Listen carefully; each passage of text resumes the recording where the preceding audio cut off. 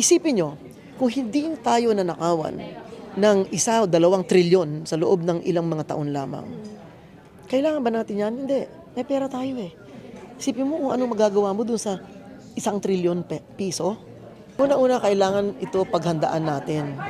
Hindi ko pa naririnig kung ano ang plano ng ating pamahalaan para masugpo yung kahirapan na maaring idulot nitong oil price hike. Last time I checked, it was already $102 per barrel, no? Yung langis. At lalala pa yan dahil hindi naman mukhang bukas titigil na yung gera. At nakita naman natin na kahit hindi tayo kasali, yung impact, no, ay napakalaki para sa atin. Isang bagay na dapat natin intindihin, wala tayong sariling production ng oil. Pangalawa, wala rin tayo halos produkto na sarili nating pagkain. Diba? Halos lahat imported. Ultimo nga galunggong imported. Diba? Yung sardinas, imported pa rin yung isda. Yung mga gulay, imported din. Yung bigas, imported. So, walang gagalaw sa ating bansa kung hindi nangangailangan ng langis. Diba? Hindi mo lang pwede lagay sa bisikleta yung bigas. Pero ang mas malala dyan, marami ding mawawalan ng trabaho. So wala ka ng pambili ng bigas at wala kang trabaho para pagkunan ng pambili ng bigas. Anong plano? Diba? So far, ang balita ko, may 1,000 na overseas workers na galing sa Middle East na pinabalik dito. Anong haharapin nila dito? Wala silang trabaho, wala silang income. Higit pa doon, yung mga umaasa sa kinikita nila nung sila ay nasa ibang bansa, wala nang aasahan. Ano mangyayari sa kanilang pag-aaral? Sa pangangailangan pangkalusugan? Dapat nakikita natin yung sarili nating muka dun sa lahat ng tao na maghihirap. Hindi mo pwedeng sabihin na higpit kayo ng sinturon. Wala na, hindi na ako makahinga eh. Sa higpit ng sinturon ko, saan ko pa ihihigpit? Di ba? Insulto na yon sa tao. Pangalawa, yung transportation, napakahalaga niyan. Kung may trabaho ka man, nag-aaral ka man, importante na makarating ka dito sa mga lugar na ito. Dito sa ating bansa, yung public transportation, pasanin ng private sector. Yung jeepney driver, private yan. Diba? Yung may-ari ng kooperatiba, private din yan. Yung mga nag-ipon-ipon ng kanilang mga pera para makabili ng isang jeep, o yung mga may fleet, sabihin mo na may fleet pa sila, 5, 4, 10 kung ilan man ng jeep nila. Pag nagtaas ang gasolina, pati piyesa magtataas ang presyo. Diba? Hindi lang magtaas ng presyong gasolina, double whammy pa, babagsak pa yung pera ng halaga ng pera natin. Dati 57, 56, 55 ang $1. Ngayon halos 60. That's 10% more. So kung $100 ang price ng oil, tumaas na from dating 60, 50, dati pa nga 40 lang yan eh. Di ba? Plus dagdagan mo pa ng 10%. Yung 100 magiging 110. Di ba? Pero ma'am, are you in favor po ba doon sa suspend yung excess tax at saka mag-suspend din yung VAT? Ang gobyerno natin nangangailangan ng pera, lalong-lalo na trilyon-trilyon ang nawala sa atin sa pamamagitan ng pagnanakaw at iba pang mga uri ng project sa DPWH lang. Hindi pa natin binibilang yung DepEd. Hindi pa natin binibilang DOH, yung Customs, yung BIR. Di ba? Ang dami pang agency, Department of Agriculture, Transportation, Communication, lahat yan, no? Hindi pa natin nakikita. So, doon pa lang sa DPWH matindi na parang tinamaan na tayo tinamaan ka ng sagwan. So, paano mangyayari sa atin? Diba? So hindi kayo, kumbaga, sang-ayon na i-suspend yung excess tax? Ang tax kasi, yan ang pera na kailangan ng gobyerno para magbigay ng serbisyo.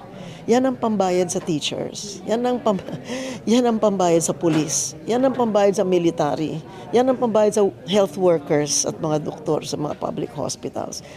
Yan ang ginagamit ng gobyerno para makapagbigay ng serbisyo. Huwag lang natin nakawin yan.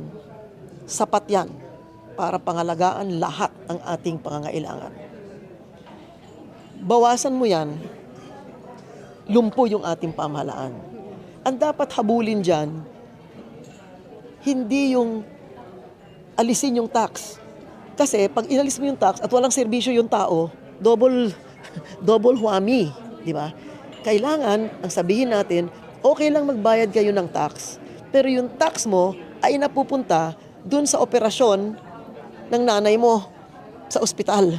Meron kang aasahan na serbisyo.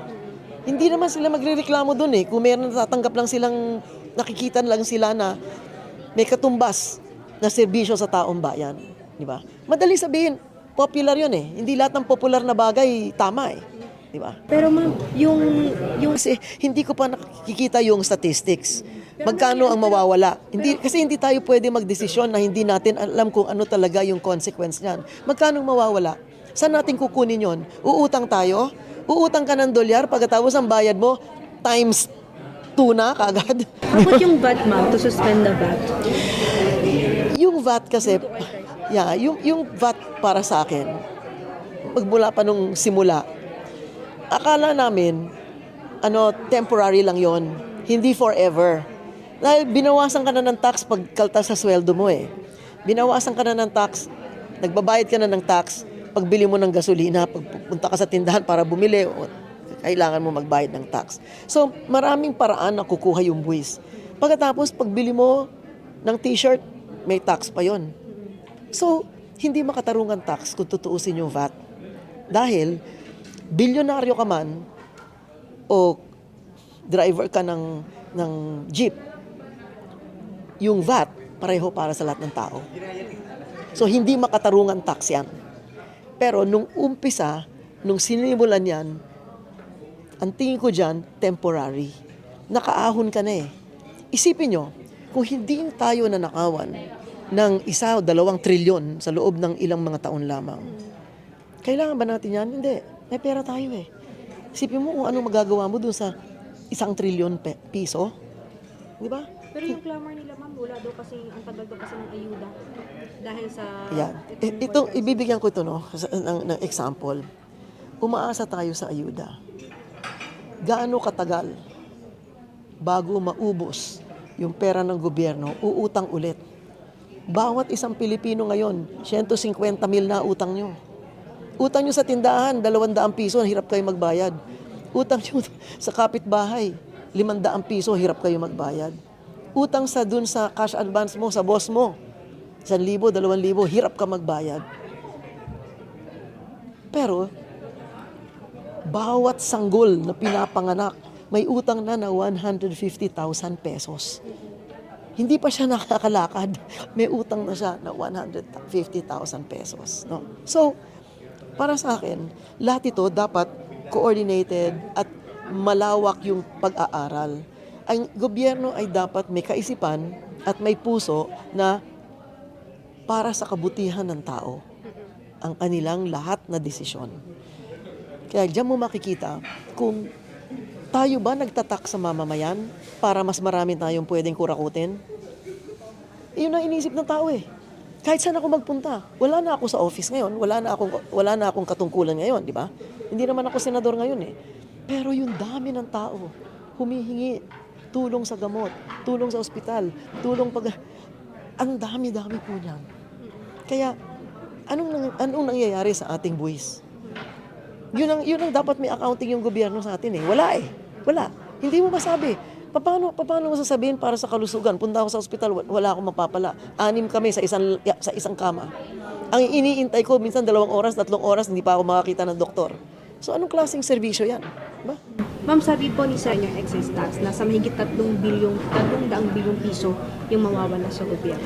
Isang kontratista lang, 300 bilyon nang nawala eh. O, di ba? So, bakit? Bakit tao ang magpapasan nitong buwis na to, samantalang nung nandyan ang pera, hindi tao na kinabang? Di ba? So, sasabihin nyo, tanggal nyo ayuda, gaano katagal? 5,000 pesos. Kunyari, 5,000 pesos, ang bibigyan mo ng ayuda, 20 million people. Oh, gaano katagal yan? Uutang ka na naman para ibigay mo as ayuda? Isipin natin yan. Maaaring sobrang dami ng zero, hindi na natin pinapansin. Pero tayo pa rin na magbabayad yan. Ayuda binibigay sa iyo ngayon. Babayaran ng anak mo yan. Hindi libre yan. Kailangan natin na maliwanag na plano, maliwanag na programa. Anong paraan para ang tao ay may hanap buhay? Kailangan nyo gumawa ng kalsada, ngayon nyo gawin. Bakit? Pwede kayo mag-hire ng 500,000 tao para gumawa ng release ng tren. Pwede kayo mag-hire ngayon ng 500,000 people. Pwede para gumawa ng kalsada. Bakit hindi? Di ba? Huwag lang kukurakutin yung pera. May pera po tayo. At hindi kailangan pakiramdam ng tao, ay nagpapalimo siya, kaya binigyan siya ng ayuda. Hindi. Huwag natin gamitin yung ayuda bilang sandata para yung tao hawak sa leeg. Para pagdating ng halalan, uy, iboto mo ako tanda mo nagbigay ako ng ayuda. Hindi pwede yan eh. Dahil yung ayuda na binibigay mo ngayon, babayaran din niya yan. Di ba? Huwag natin lolokohin yung tao. Sabi nga nila may kasabihan. Actually, Amerikano nagsabi nito ni Mark Twain. Ano sinabi niya? It is easier to fool the people than to tell the people that they were fooled. Mas madaling lokohin ang tao kesa paliwanag sa tao na niloloko sila or naloko sila. Totoo yun Diba? Ma'am, last question. Ilan yung mangyayari sa Pilipinas kung magpapatuloy itong civil at lalo't yung Pilipinas po nakadepende talaga tayo sa imported fuel po. Nakadepende tayo sa imported fuel. Pero higit sa lahat, wala tayong sinasandalan na industriya. Ang number one export natin, hindi kalakal. Number one export natin, tao. Pag nagkagulo sa ibang bansa, wala tayong langis. Hindi aandar yung natitirang konti na lang na pabrika. Hindi aandar yung natitira na lang na konting pangangailangan natin. Okay? Pero the worst part is, wala tayong produkto na ibebenta sa ibang bansa na pagkakakitaan natin. Pagkain lang, hirap na. Kita nyo, retail, pumunta kayo sa lahat ng mall, lahat na nakikita nyo dyan halos, imported. Kahit sabihin nyo pa, yung mga tindahan na nagtitinda ng Philippine handicrafts, di ba?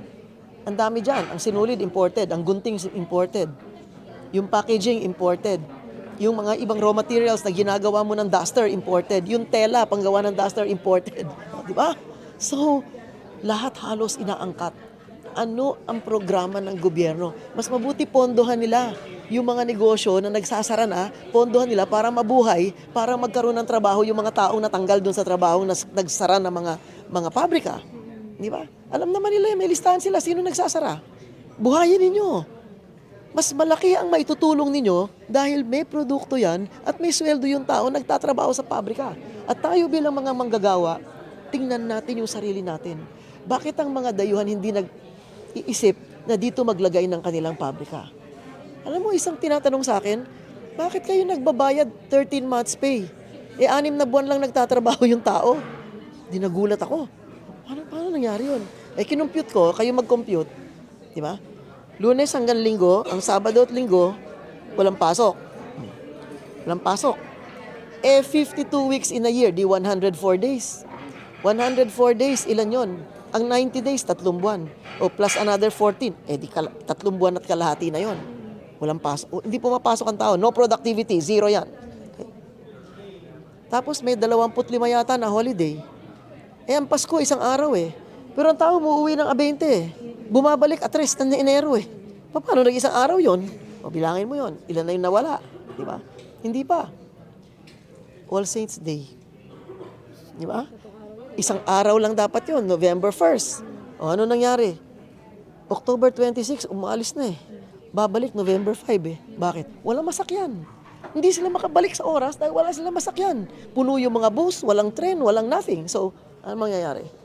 So, binibilang ng investor yan. Magbabayad ako ng 13 months pay. Iba 14 pa. Iba 15 pa. Months pay. Pero, ilang araw lang talaga may pasok. Okay. Yan. Pinag-iisipan din ng investor yan. So, sinasabi ko, dapat yung ating plano, malawakan, pag-isipan at pag-aralan lahat. At ipaliwanag sa tao kung bakit tayo nagkakaganito. Hindi ito Marcos Duterte. Hindi. Kung mabuhay silang dalawa, manalo sila ulit, matalo sila ulit, o mamatay silang dalawa, yung tao gutom Di ba? So, huwag natin i-reduce sa politika Huwag natin i-weaponize yung gutom. Huwag natin gawing sandata yung kawalan ng tirahan. Di ba? Swerte lang natin, walang winter dito eh. Kung halimbawa may winter dito, 20 degrees below zero ang temperature, homeless ka. Saan ka pupulutin? Di ba? Di ba? Kaya, ibig sabihin, yung mga tanong, kuminsan, mahirap sagutin ng isang sagot lang. Bakit? Kasi kabit yan eh. Magkakasama lahat yan. Walang programa at walang plano yung ating pamahalaan. Kaya pag merong issue na ganito, tiklo ka agad tayo eh. Ang rice, ilang buwan ang supply sa mga bodega natin ng bigas?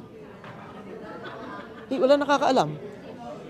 Sabi nila 30 days lang. Yung 30 days kung hindi pumasok ang bigas ng 30 days. Alam mo, yung mga nagtitinda sa atin ng bigas, isipin nila na hindi na kami magbebenta ng bigas sa Pilipinas. Kakainin na lang namin, tatago na lang namin kasi may krisis di ba?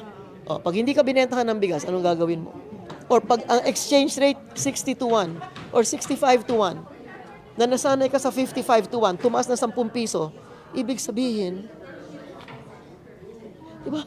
Ibig sabihin, yung bigas mo, tataas din, magiging 55 o 65.